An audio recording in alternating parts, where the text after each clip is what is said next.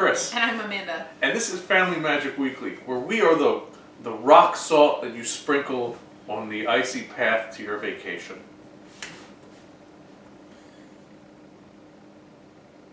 It won't work all season. You have to change it. It's currently snowing. Yeah. As you can see, Hamilton is just Standing in the window. Yeah. In awe of the whole thing. Speaking of snow, the holidays are over, and now rather than going outside and it being a wintry wonderland, it's just cold. The Christmas lights that were once a sign of your celebration are now just a reminder of another thing that you have to do.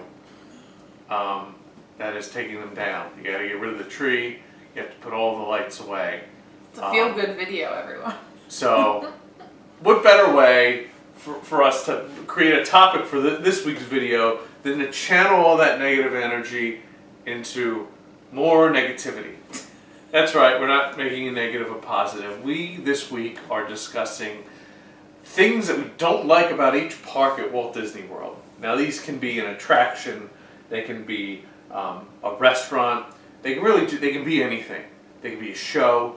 We're each picking one at each park, and I just have mine in my head. I haven't even written them down. Amanda made a list that she hasn't shown me yet, and we're just going to go park by park and discuss them. Not it. You first. Without further ado, I guess we'll start with Animal Kingdom. Okay.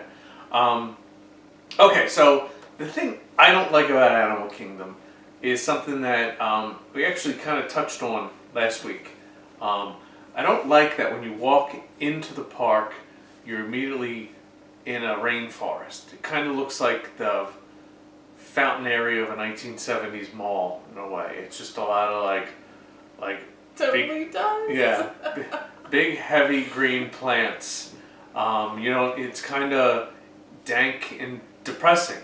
I mean, I get the story that they're trying to tell, and there is that neat moment where you walk through all that, and then you hit the clearing and you see the Tree of Life. That's neat. However, I don't necessarily feel like the story of the park should overcome the fact that you are walking into a theme park, and it's meant to instill, joy or a sense of excitement.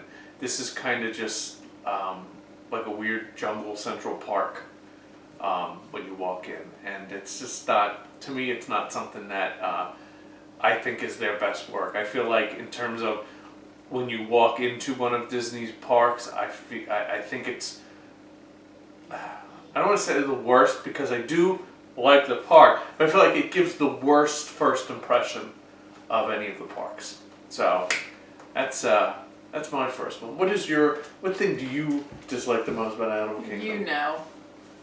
I mean, you even mentioned it in a previous video. Oh.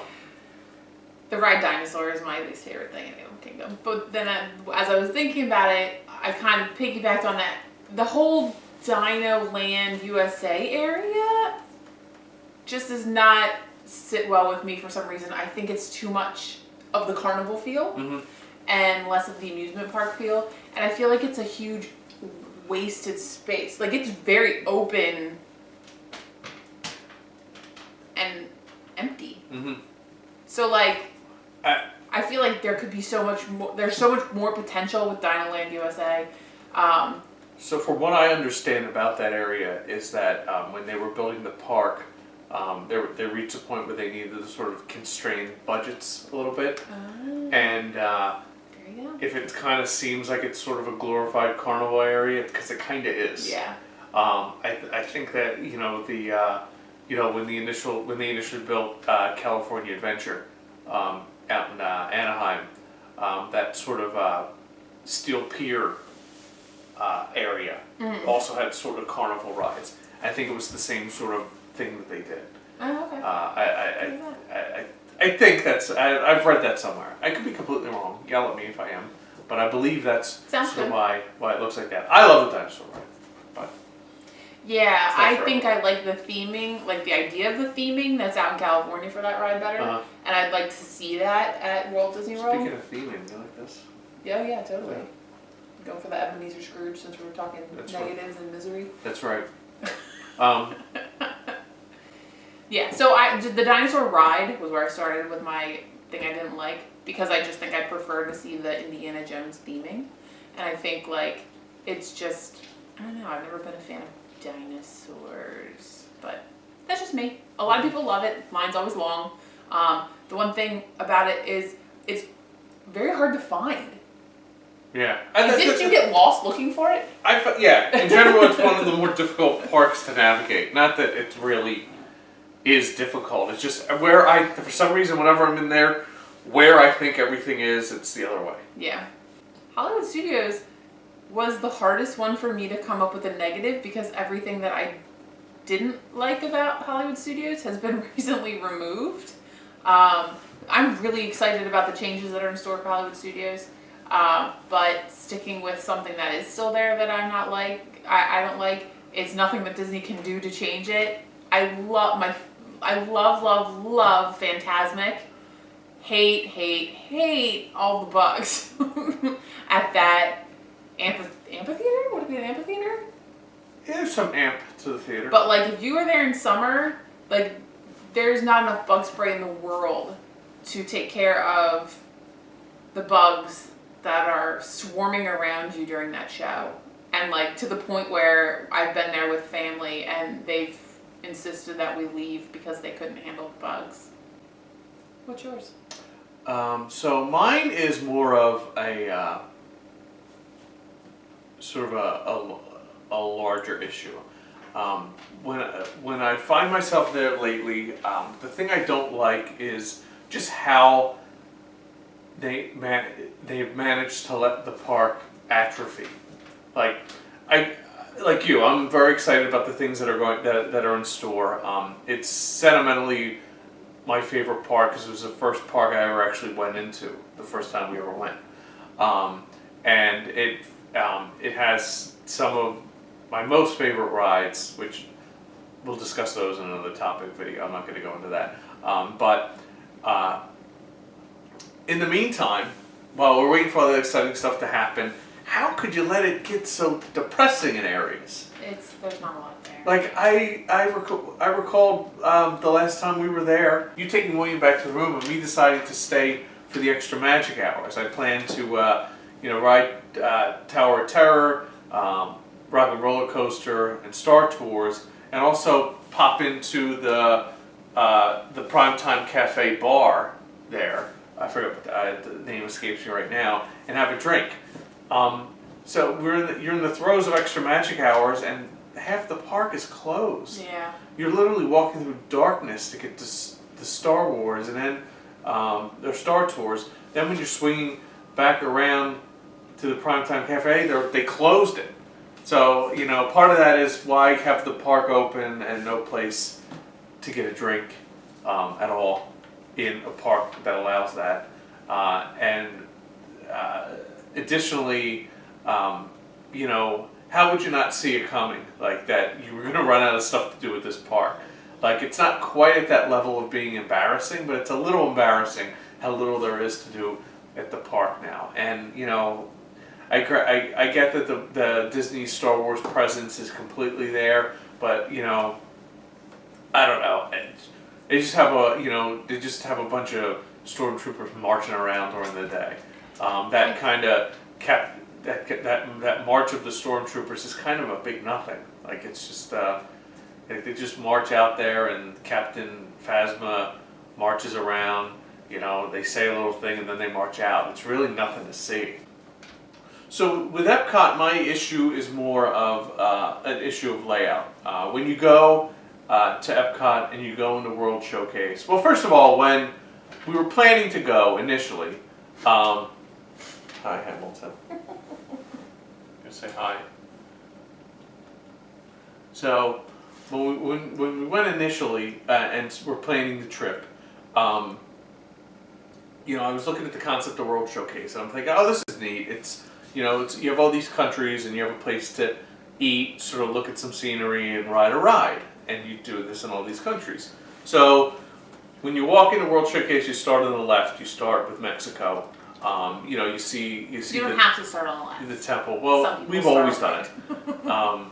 You see the and this is the way we did it. So this was my experience. You see the temple, the little pyramid. You go inside you go inside. You can eat there. There's some other quick service places to get a margarita or whatever, and then you can ride the ride. The Los Caballeros. The Three Amigos. Three yeah. Amigos. Yeah. The Three Caballeros or something. Something like that. Something. Yeah. Donald Duck boat ride. So you ride the Donald Duck boat ride, which that's something for another time. And then you finish that and you go to Norway. And at the time, so there's a place you can get some food in Norway. And then you can ride what was at the time Maelstrom, which is now Frozen Ever After, which is another topic. I have discussed Maelstrom in a video, one of my commentary videos. Then you have that, and then you move on to China, and then suddenly there's no ride in China, and then you move on to Germany, I think, and there's no ride there either, and then you start working your way around the world, and suddenly you realize that was the last. There's no more rides.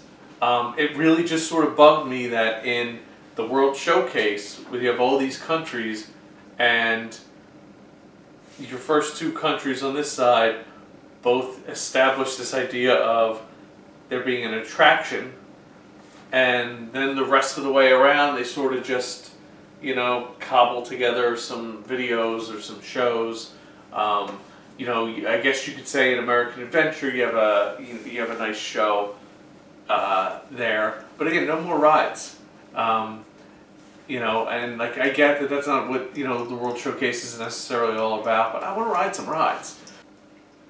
So yeah, I mean, it would be nice if there was a little more sort of consistency or rides spread out amongst the World Showcase. And I get, as a man, as you pointed out, people, it's a lot of what people do there is trip around the world, and I guess they don't want people getting sick. But I would like to see. I wish there was a little more. Like even if it was like every other country, or like it'd be nice for there to be. And granted, this is a show at American Adventure. We can sit down and relax halfway around. It'd be nice if there was like a ride somewhere in that Morocco, France area, and then maybe spin around. What's there? What's last? Is it Canada? Yeah, maybe something in Canada. There's a video that I've never stood through. Yeah. You have to stand through it, isn't it? Yeah. Yeah. Yeah, and it's narrated by Martin Short. Yeah. Is that his name? I don't know. I've never seen it. Is Short? Martin Short's a guy. Yeah, as a Canadian guy too. Yes, he is. That's sort of my Epcot issue. I love the World Showcase. My issue's also in the World Showcase. And I think we've talked about this before. I get that it's home plate, but why waste the space on the American Pavilion? I don't like it. I have, there's so many good restaurants around the World Showcase, and there's so many interesting little things to learn, and then there's America. I guess the social studies teacher in me thinks of so many different countries that I'd love to see represented in the World Showcase that I would prefer over the American Pavilion. And a lot of the ones that, we've thrown a couple around, we've looked up the history of Epcot, and Chris should do a commentary on countries that have well, there was always talk of Russia and Israel. But then there's political reasons that they haven't come in, and if you're into that kind of stuff, you should check it out. All right. So finally, we have last but not least, we have the Magic Kingdom, which many can say is in some ways the perfect park. But I bet we could find something that we don't like about it. Ooh, do yours first. Nope. No. All right. Mine is really broad. Okay. The food. Okay. Period. The food. there are so many, like we see it when we plan our vacations. There are so many parks that we end up going back to because there's so many good restaurants or like great places to eat. Magic Kingdom kind of, and they're working on it, I think, kind of falls flat in the food department. I mean, off the top of my head, when I say like, if you were going to have one meal at Animal Kingdom, where would you go? I would say Tusker House. Where would you go if you went to Epcot via Napoli? Hollywood Studios, I'd say Brown Derby. That would be the only place you would say it. Hollywood Studios. No, I like the drive-in one. Okay, yeah. A lot of people love Primetime Cafe. Yeah. There's Hollywood and Vine's character meal. But with Magic Kingdom, there's so few quality dining options that they are extremely hard to get reservations for. Yeah. And what's remaining, I feel like, is really lacking in the quality, and they can get away with it because that's what's there and people eat it. We went our last trip to, oh gosh, I wrote it down, Sleepy Hollow, because people raved about the waffle sandwiches, and I wasn't. I think I didn't like. They were soggy and gross. Yeah, and like the waffle was too sweet with the hand. Yeah. When we were at the Halloween party, we ate at Cosmic Rays, and I thought that was terrible. Yeah, that was terrible. Cosmic Rays is awful. Casey's, what's the hot dog place? Yeah, Casey's. That looks like it might be good. Yeah. And you know, I like Be Our Guest. I've heard some good things about the Skipper Canteen, so it seems like they're I feel, when I said that I feel like Disney's trying, yeah, those two were what came to mind. I feel like the Skipper Canteen and Be Our Guest are their ways. But like if you think of like good dining in the Magic Kingdom, you think of like eating at Cinderella's Royal Table, which if you look at reviews, people say you're going for the experience, not the food. And for the price that you pay at Cinderella's Royal Table, I'm going to be going for the food. Which is why we don't go there. So, I mean, like, there is the Mama Melrose, which is the Lady and the Tramp. Yes. Themed, and I've heard that a lot of people don't like that one. Yeah. And so, like, a lot of times when we go to Magic Kingdom, I'd say 9 times out of 10, we find ourselves leaving Magic Kingdom, hopping on the monorail to go to eat at a resort. And I don't know if that's Disney's intention, but I just feel like for the size of the park and all that it has to offer, it really could step up its game in the food department. Especially if they're not going to have alcohol.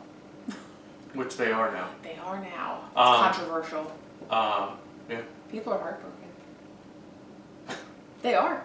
So my thing about Magic Kingdom that I don't like is a ride issue. So you have the Dumbo the Flying Elephant ride. You have 2 of them. You have the Astro Orbiter, and then you have the Flying Carpets, Aladdin's Magic Carpets in Adventureland. It's all the same ride. It's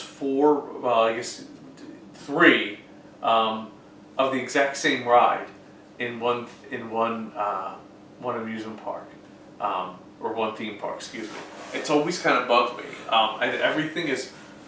Everything is so well thought out in that park. Every ride has a story. Every ride sort of every ride tells a story. Every ride means something. It's sort of well landscaped. It's not. They're original. And then you just have Flying Carpets. You have what? Astro Orbiter. Two Dumbo rides. I understand why there's 2 Dumbo rides. I don't actually think that's a bad idea. That whole area, the way that's done, looks really nice. The way they've redone it is really nice. The Flying Carpets have got to go. The Astro, and I can understand the Astro Orbiter is another classic ride. It's in a sort of iconic location. Oh, it's higher up. It's sort of a neat experience. It's unique. You take the elevator up. You have a great view, especially at night. If you it's can awesome. ride the Astro Orbiter during the fireworks, Yeah, it's it's so also cool. at night. But why? So like I was saying, you wouldn't get rid of that one either. But why do you need the flying carpets too? Yeah, and it's and where it is creates so much congestion. It's like yeah. unnecessary congestion right there because it's right in front. Like you step out of the exit of the enchanted tiki room and you're like in line at the carpets. So like you can tell that they just jammed it in there. Yeah, and I don't, and I have nothing against the idea of flat rides. I don't think everything needs to be a dark ride that tells a story or a custom roller coaster, or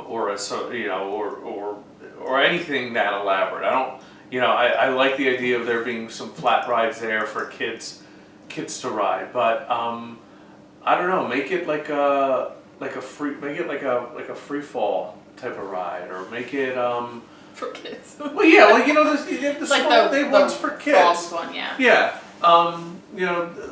just do something like that. It's just the same type of ride. It's always sort of bugged me about. Disney's got a lot of flying characters. Yeah, I guess. So those are that's our first delving into negativity. Do you disagree with what we've come up with? Do you have things that particularly bug you? Allow yourself to I'll take this opportunity to be completely negative. The weather's terrible depending on where you are in the country. And some people love the snow. Yeah. So let us know what you think. Be sure to follow us on Twitter, Family Magic WKLY. Check us out on Facebook, Family Magic Weekly, Instagram, and Pinterest, also Family Magic Weekly, and on www.familymagicweekly.com. So that's it for this week. Next week we'll be back with positivity again. I promise. We're gonna be we're gonna be hitting our 1 year away from when it is we plan our trip. So it's time to get serious. Start mapping things out. So have a great rest of the week and be careful.